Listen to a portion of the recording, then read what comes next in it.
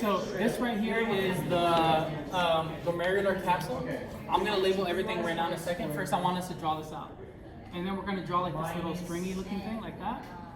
Y minus 1 squared. And then we're going to go down like this. And then loop it up. dy. And then we're going to do another stringy looking thing.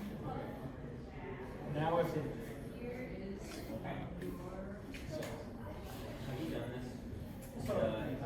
Why do we put 2? And then we're going to put it into this long thingy majiggy like this.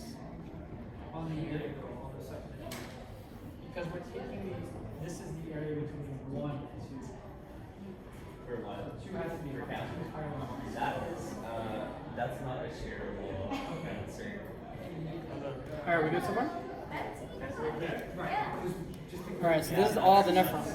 You have this part right here, the little, to me this always looks like, you know, in Super Mario, the little plant that comes up and it's here. That's what that looks like. So this is the glomerular capsule.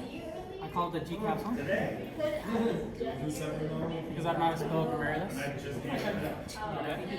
Okay. And then here we have the proximal convoluted tubule, PCT. And it's called proximal because it's closer to the glomerular capsule. Now, this right here is called the nephron loop or loop of Henle, but there's 2 parts to it. Yeah, this part called the descending limb. And then here you have the ascending limb. Both of them together make up the nephron loop.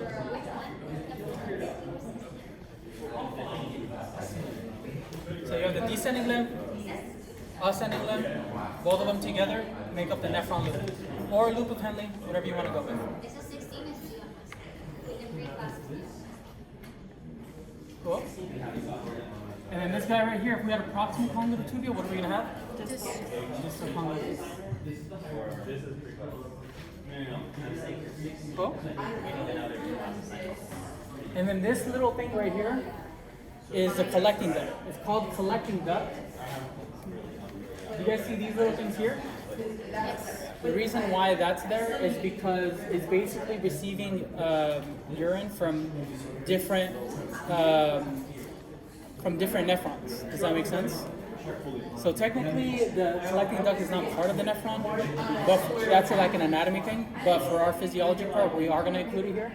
Just keep in mind that the main thing I want you guys to know about the collecting duct is that it receives urine or waste from multiple nephrons. One collecting duct can receive urines from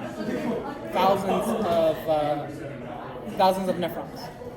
She did say there's a lot of these. The nephron is a functional unit of the kidneys. This is what's actually doing the filtration in our body, right? Now, she did say that there's a lot of them.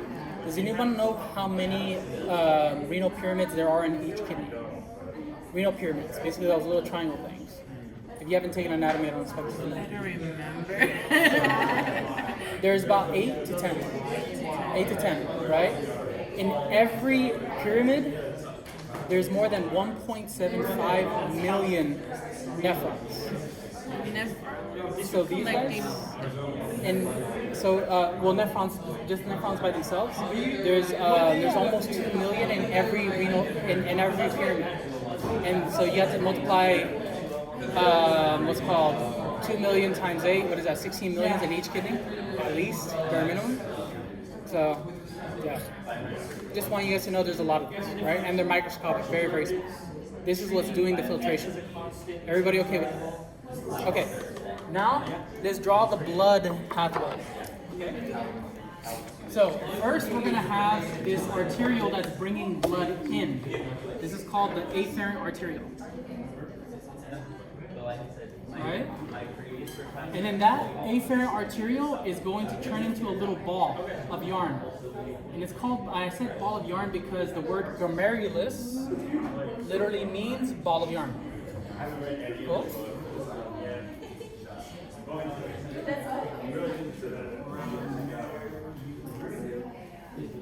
I thought it was arterioles, then capillary beds, and that's where the exchange happens. So So- why is that skipping a step? So afferent arterial, right? Then glomerulus, and then efferent arterial. So the G something Huh? is basically the capillary. That's the first capillary. There's going to be two separate capillaries here. The G capsule is the fishbowl that she was talking about. She's talking about the glomerulus is inside the G capsule. Exactly. So it's a G capsule or bonus capsule. Now, there's also two separate capillaries. There's these capillaries, and then there's also going to be capillaries all around here. The blood vessels that we draw here, that's all going to be capillaries as well. Oh, so that's the capillaries. That's one of the two capillaries. But yes. Cool. And then also this, I'm just going to draw it as 1, 2 because I used to draw it as a bunch of strings, but then it just got way too confusing. It's going to go. You know what? Okay, I won't draw this. But if you guys want to go over anything at all,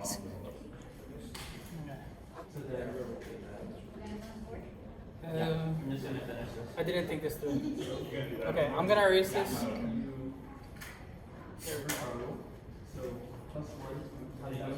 So it's not 1, 2, it's a bunch of capillaries. Does that make sense? It's like a spider web of a blood vessels. If you type in peritubular capillaries on Google, you'll see how crazy this looks. I'm just overly simplifying this. Okay? Alright. Now, blood, we didn't talk about this necessarily when we were talking about cardiovascular system, but what is blood? A bunch of things. That's the main thing I want you guys to know. If there's one thing I want you guys to get away from blood, is know that blood is a mixture of stuff, right? So a lot of times people think blood is red blood cells. Red blood cells is one of the smallest components of blood, right? So you have the fluid part of blood, which is called what? Plasma? Plasma, right? And then you have the solid parts, the red blood cells. But the thing is about plasma, it's not only water. It's proteins, it's antibodies, right? But it's also waste, like all the waste that's used up by your muscles, by your intestines, or the things that you don't need, the things that you just need to get rid of out of your body, they go into the blood, into the plasma specifically. Does that make sense? So before, basically the arteries that send blood to the kidneys, right? They're going to be very dirty, if you will. Does that make sense? Basically the blood that's being received from there, it's going to have a lot of waste. Cool? Everybody okay with that? So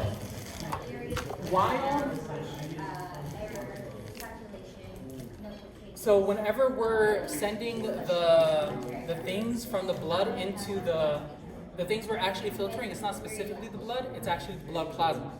That's the main thing I want you guys to know. So we're filtering out the blood plasma, which is a component of the blood. It's the biggest component of the blood. So, Filtering the blood plasma. now, sending stuff from the blood into the glomerular capsule. Okay? That's filtration.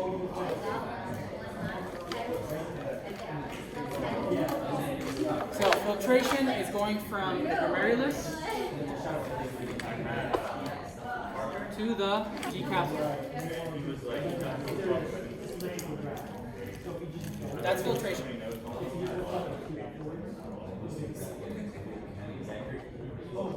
Right? Now the thing I want you to know about filtration is this is good and bad stuff.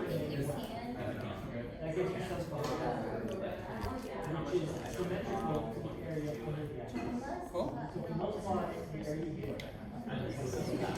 So in other words, it's non-discriminatory. We're sending everything in here, good and bad. Cool? Now, we have the plasma inside the nephron, right? We can't call it plasma because it's not in a blood vessel. So what are we going to call it? Huh? Filtrate. Great job. So filtrate is the fluid inside the nephron. So basically, think of this as like the chyme of the nephron. Is that whole thing a nephron? Yes, all of this is the nephron. You said filtrate is what? Sorry, filtrate is the fluid inside the nephron. Keep in mind that it's waste, but there's also some nutrients in there. Like there's a lot of water, there's some proteins in there, there's also some salt, some other things that we need, right? But yeah, you good? Now, do you guys remember, so we said filtrate has good and bad stuff, right? Filtration is sending good and bad stuff. You guys are following me so far, right? Now, the things we send to the blood, the only, like basically whenever the blood leaves the kidneys, do we want it to be clean or dirty? Clean. So if we're sending stuff back into the blood, are we sending good stuff or bad stuff? Good. Good stuff. So this is called reabsorption. We're reabsorbing the nutrients.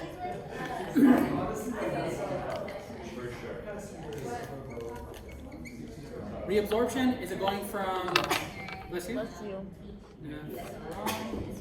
Let's see. So, which direction should I draw this arrow? Great job. Cool. From nephron to the blood, that's reabsorption, and is this good, bad, or both? Good. Good. Only good stuff.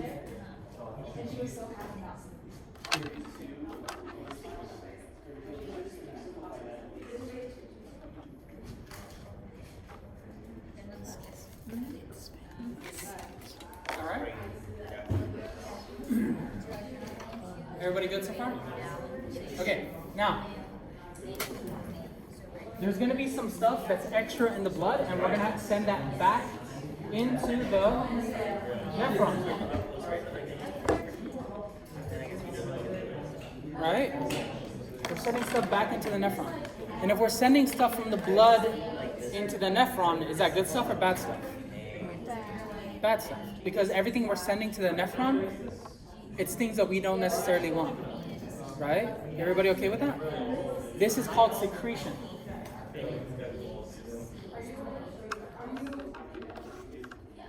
Alright, secretion, and that's going from the nephron to the blood or the blood to the nephron? Great job.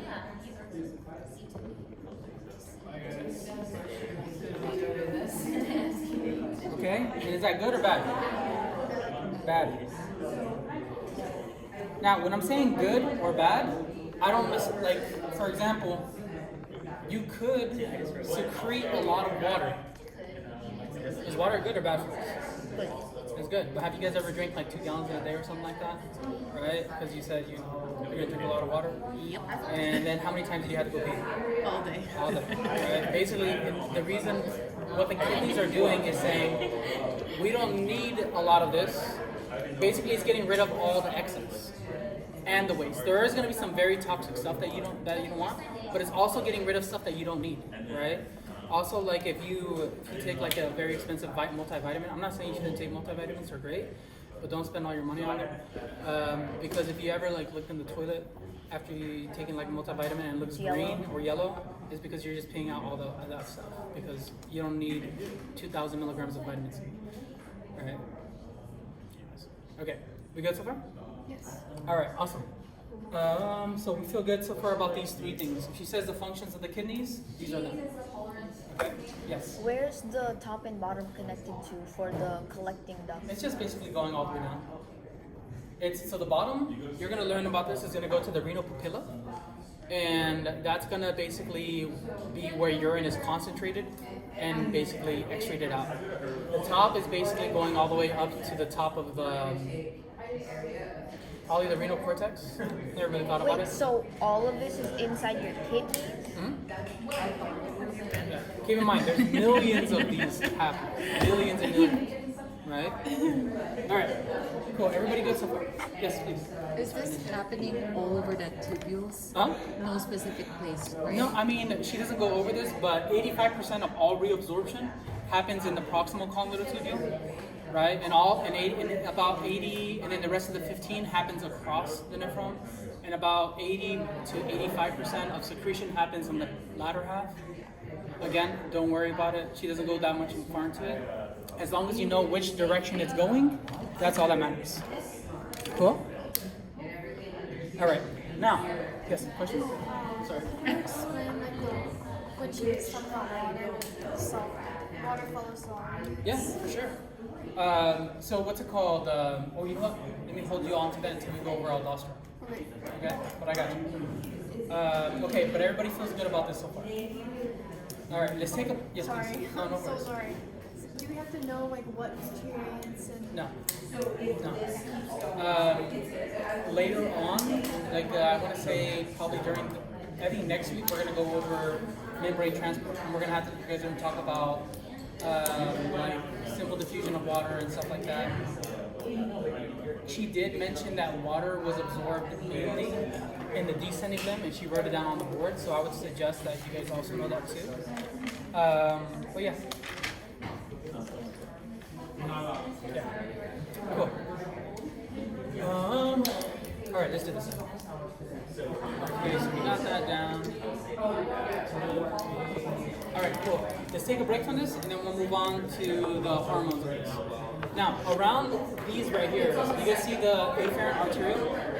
You guys see how it's sending blood into the glomerulus, right? We're gonna have cells surrounding them. There's two groups of cells. There's maculodense cells, right? And then you have granular cells. Cool. The maculodense cells, they're going to do this. They're going to squeeze this off and make sure not as much blood goes into the glomerulus. So whenever blood pressure is really, really extremely high, extremely high, what's going to happen is, like for example, under exercise or something like that, right? What's going to happen is we don't want a lot of blood going into the glomerulus. The glomerulus is one cell thick. In other words, it's very, very thin and it's very, very fragile. So what can happen is you can damage those capillaries, and whenever someone says they have, if you've ever heard kidney failure is basically damage to the cells that surround the glomerulus. So it's not actually to the kidneys, it's actually just here, right? And what happens is basically the way that they can see if you have kidney failure is they'll see huge proteins like albumin being in your urine, right? And also like full-on red blood cells in your urine, right? What's it called? Bloody urine? Yeah, like I remember I had a lacerated kidney once. This is like when I used to do combat sports and whatnot. And yeah, like I would pee blood. It's not fun. But yeah. Oh, sorry, go on. Are you sure? Okay. So why when you said when you're like exercising, why it vasoconstricts? So the maculodense cells are going to constrict to prevent that much high pressure blood going in there, right? It's kind of like, think about it like, you're a 90s kid, so you know, I'm sorry, you guys probably know about this. When you take like the water balloons and put it on your, and then you turn on the faucet too fast, and it just like bursts all there. But if you do it slowly, it'll fill up nice and slow and good. It's literally just like that. So what happens is like, by letting that huge pressure of blood into here, it would damage these. It would damage that balloon, right? So the maculodense cells are going to prevent that from happening, basically by constricting them a little bit, right? But keep in mind, it only does vasoconstriction here. Does that make sense? Only in the afferent arteriole. Whereas like angiotensin and vasopressin, they do it on all the. They do vasoconstriction on all the other. So like for example, I'm pointing at you here. So like basically, vasopressin is going to affect the arterioles on her legs, on her arms, on her neck, everywhere. Whereas the maculodense cells only affect the afferent arteriole. That's the difference. When would it vasodilate? Whenever blood pressure is not that high. Right? So it vasoconstricts and vasodilates? Yeah, well basically it secretes like these chemicals and by secreting those chemicals, it does vasoconstriction, right? And whenever it stops secreting them, it vasodilates. Yes, Sid? What's the hormone that causes that to constrict? It's there's not a specific hormone for it. It's under her slides. It just says chemicals. So, yeah. Is there anything that like does the same stuff for the efferent? No, because the efferent is exiting, so we don't really care about it that much, right? And that efferent arterial, that's basically where like stuff gets secreted and reabsorbed. Eventually. Yeah. So 'cause the it's efferent connected. arterial becomes the capillaries again, and then that's when what's called filtration. I'm sorry, reabsorption and secretion happens. So it'll vasodilate when the blood pressure is low or the blood volume? Both. Well, remember, blood volume and blood pressure are related with each other. So it will vasodilate when blood pressure is low, and it'll vasoconstrict when blood pressure is high. Cool. Okay, cool. Now, granular cells, they're going to secrete something else. I'm going to draw over here, okay? Okay, let's go.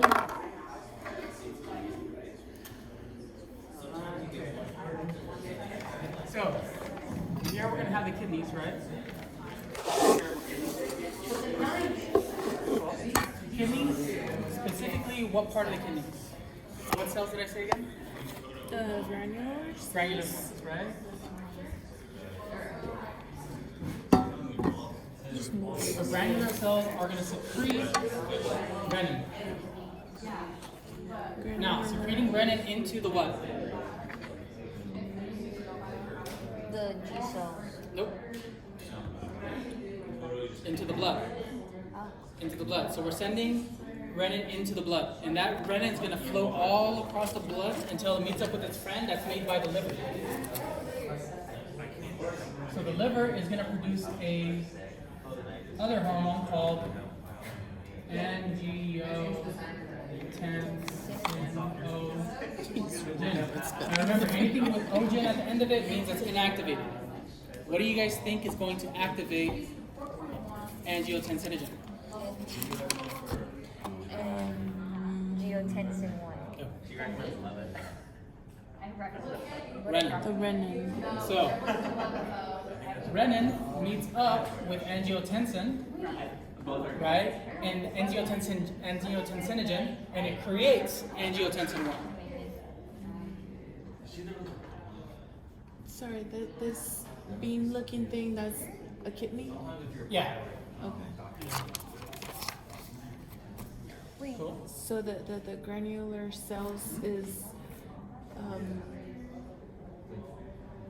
like just They're around the afferent arteriole. They're actually all around it. efferent or afferent? They're around both of them actually. They're just like, because they're clustered like, here actually, let me see. Perfect. So if you look over here, so right here you have the macula densa cells, right? Those are them. And then the ones here in between those two, that's the granular cells. Oh, so they're actually not on the actual afferent arteriole? No, they're like, okay. They're just kind of like wedged in between them. Oh, okay. Yeah. Yes. So, granular cells from the kidneys secrete renin, Mm-hmm. and then liver secretes angiotensinogen. Mm-hmm. And Both whenever are renin, hormones? I'm sorry? Both are hormones. Both are hormones. Renin and Yeah. In my school of thought, and also her and I argue about this, but there's no way to prove one or the other. For me, any chemical signal that's released into the blood is a hormone, right? And she says she's not going to mark you guys off for saying that. So, yeah. Wait, I'm sorry, can you say that again? Any chemical signal that's sent into the blood is a hormone. All right. So I consider renin and angiotensinogen a hormone. Cool. Now, so the liver is always producing angiotensinogen, right? So it's just always making it. Renin, right? It's made by the kidneys whenever it notices what?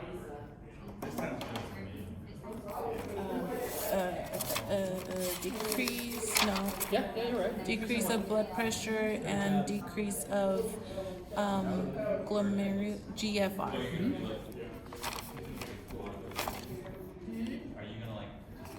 And decrease GFR.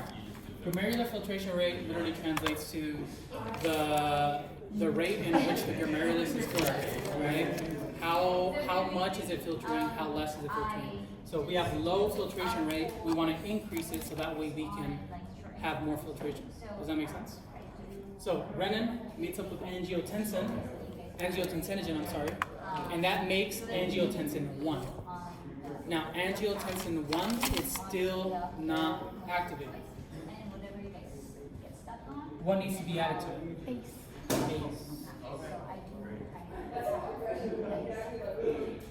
And then that makes what?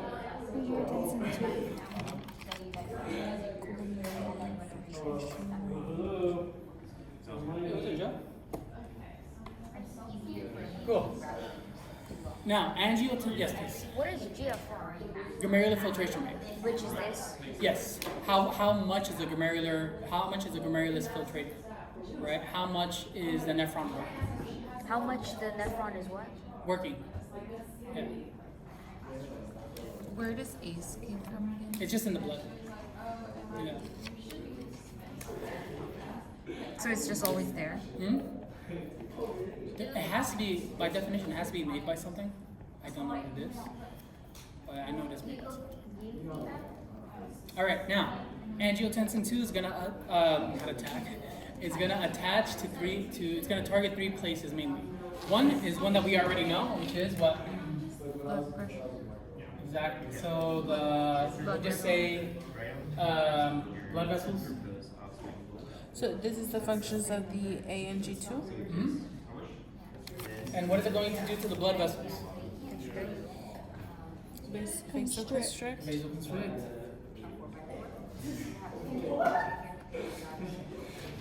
Now remember, vasoconstriction causes more blood pressure, right? Higher blood pressure.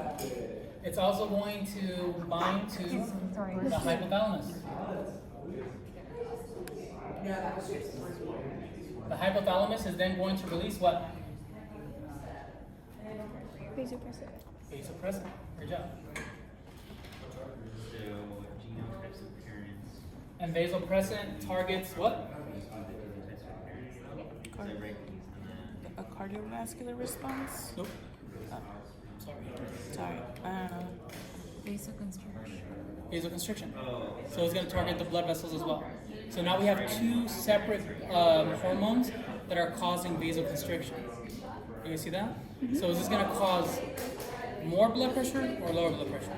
More blood pressure. More blood pressure, right? If we have 2 separate hormones and they're both doing the same job, just think about how much the blood pressure is going to affect. Yes? So angiotensin 2 creates 2 separate hormones to work with either of those? Well, for one, angiotensin 2, it's a hormone on itself, and it's going to target what's it called? Blood vessels to vasoconstrict. And then it's also going to target the hypothalamus to release vasopressin, which is also going to cause vasoconstriction. ANG2 is a hormone itself. Hormone itself targeting. All of those increase blood pressure. Exactly. Targeting. And increases the GFR. Great job. Targeting. Now, angiotensin 2 is also going to target the adrenal cortex.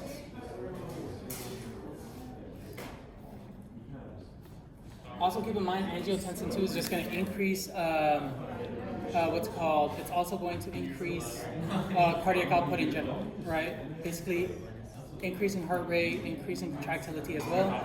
I'm just not going to put that on here because that's just like a small, minute detail. So factors that affect blood pressure, Yeah. everything there. Mm-hmm. Exactly. Stroke volume too, I guess? Stroke volume.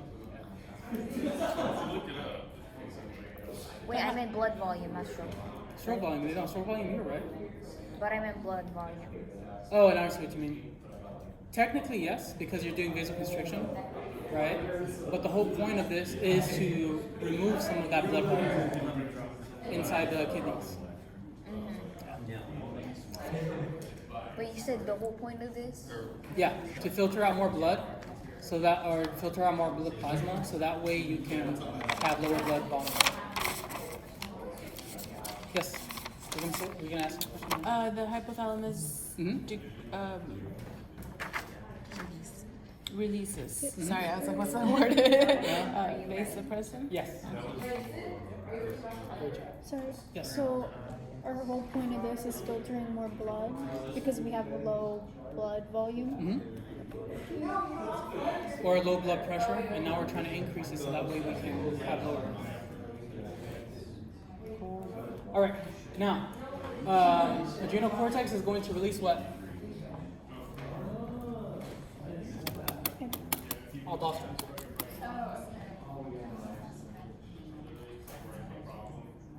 Now, aldosterone is going to cause what? Reabsorption of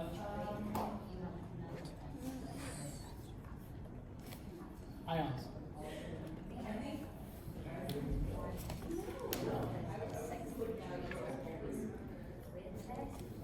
Yes. The reabsorption of ions, is it like salt going into here, so then water follows it? That's what you was talking Exactly. about? So, now, remember this first half from here, actually the, I guess 3/4, I'm sorry. All of this here, you can't change it. In other words, you can't affect, this is set, right? You can't do any membrane modifications. That's all set. This is where we're gonna modify the cell. So, aldosterone, right? And remember, blood, so kind, I'm sorry, filtrate is flowing this way, right? For some reason, I don't have my glasses. You good? So filtrate is flowing that way. Cool? Whereas the blood is flowing opposite to the. You guys see that? Yes. Okay. And what part of this did I say that we're going to modify? This part or this part? That side. This side. So, aldosterone is going to target this part of the nephron. Okay? We'll target this part. You good so far? Now, when it targets this part of the nephron, what did I say is going to happen? What does it do? Change the cell membrane? Yeah, but what's the function of aldosterone? Reabsorption of what? Ions. Specifically salt, sodium. So I'm gonna draw sodium here. Keep in mind it's all ions, but it is the one that everybody knows. Right? So we're gonna add that sodium back into here. You guys see that? Back into the blood. Back into the blood. Back into the blood. So the secreted blood, the secreted sodium, we want to Reabsorption of sodium. reabsorb it again to put it back into the blood. So, this part of the blood right now, now that we added all that sodium, right? If I just started to add sodium right now, is that going to be saltier or less salty? Saltier. Now, when it flows across down to here, right? Because remember, it's flowing this way. We good? Everybody okay with that? What was the thing that she said is reabsorbed from the descending limb? Water. Water. If I have more sodium in the blood now, am I going to reabsorb more water or less water? More. More water. Okay? So I'm going to reabsorb more water. So high sodium blood flows down this way. This sees it, the water here sees it, and it's going to flow towards it. Right? It's going to flow towards it. And if water is going towards the blood, what is that doing to blood pressure? Or blood volume, I'm sorry. Increasing blood volume, right? Water is going to blood that's going to increase blood pressure. Blood volume? Blood volume. Which then affects blood pressure, Got it. right? Is So, aldosterone a hormone? Yeah. So that hormone causes sodium to go back into the blood from the ascending. From the ascending and the not the ascending limb. Sorry. Ascending limb. From the convoluted tubule and the collecting duct. Just those two places. Okay. Yeah. So that hormone causes sodium to go back into the blood, and then as it goes past the descending limb, Yeah. water sees that there's too much sodium, so then it wants to go from high to low. There you go. Good job. Wait, can you go over that again? Of course. Of course. This part right here, like Bloom, this is the part that made me like hate this class. So, what's it called? Aldosterone causes sodium to go into the blood, right? You feel good about that? So sodium going back into the blood, making the blood really salty. That's only when there's decrease in blood pressure, right? Yes, but to be honest, I would not. You're 100% right. You're there. You're 100% there. The only thing is, I want you to focus on the step that's right before it. What caused sodium to go into the blood? Aldosterone? Aldosterone, right? You see what I mean? You're right. Yeah, it is caused by low blood pressure, but I don't know if you would get a lot of points for that because technically low blood pressure causes all of this to happen. Does that make sense? Aldosterone is the only thing. Specific. So I got you. So aldosterone causes sodium to go into the blood, right? That blood is gonna flow all the way towards the descending limb, right? You see that? How it's like flowing towards it? Now remember that in the descending limb we have reabsorption of water. Specifically, if I have more sodium inside the blood, right? I have a lot more sodium in the blood. I'm gonna have more reabsorption of water. Water is gonna flow in there a lot more. Does that make sense? So it happens on the leukopen. Yeah. But sodium just happens on the DCT. Yes. And the collecting duct. And Yes, Sydney. Sorry. So sodium going back into the blood, is that part of the renal angiotensin? Yeah. What is it called? RAAS cycle. Cycle? The RAAS cycle. Yeah. Oh, RAAS cycle. So what about this one? What cycle is this one? Which one? This right here? This whole thing with the nephron. That's just a nephron. Nephron cycle. Yeah, just a nephron. Like, if she says draw the nephron or follow the follow the filtrate through the nephron, that's almost, I can almost guarantee she'll ask that question next week. Basically, you're gonna say like, glomerular capsule, PCT, descending limb, ascending limb, distal convoluted tubules, collecting duct, right? Stuff like that, right? But if she says draw out the RAAS cycle, that's all of that. Right? You don't even have to draw this. I'm just trying to connect that to this.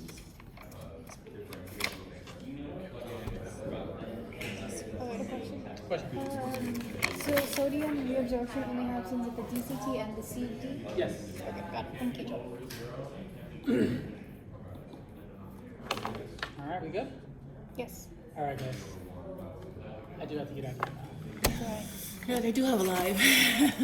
I love you guys, but Thank you. Go over the stuff, please. There's so much stuff. it is. Yes.